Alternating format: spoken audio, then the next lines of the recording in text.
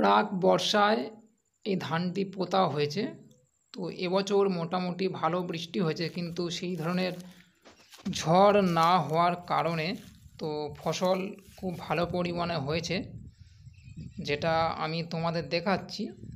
ধান জমি পরিষ্কারভাবে আপনারা দেখতে পাচ্ছেন যে ধান কাটা হয়েছে এবং সেই ধান জমির মধ্যে ফেলে রাখা হয়েছে, কারণ আস্তে আস্তে সবাই তুলে নেবে এবং ধান যেহেতু ভিজে আছে, তো রোদের মধ্যে ধান শুকোবে এবং অনেকে এখন থেকে সব তুলে নিচ্ছে, কারণ আবার যদি বৃষ্টি পড়ার একটা ভয় থাকে।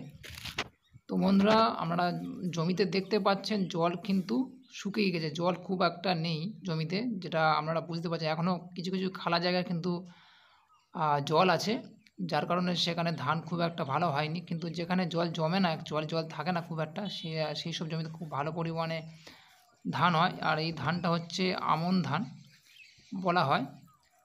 আর এই ধানটা খুব ভালো পরিমাণে হয়েছে। ধান অনেকে বড় ধান পুঁতেছে এবং অনেকে ধান ছোট আছে। তো আপনারা জানেন ধান অনেক ধরনের হয়।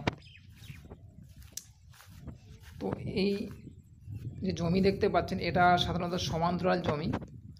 আর বিশেষত পাহাড়ি এলাকায় যেসব জমি থাকে সেখানে কিন্তু ধান কিন্তু ছোট হয়, বেশি উচ্চতা হয় না।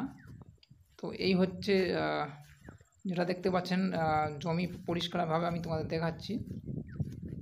তো বন্ধুরা, গাছ কাটা হয়ে গেছে, মানে ধান গাছ কাটা হয়ে গেছে। এগুলোকে বলা হয় নাড়া।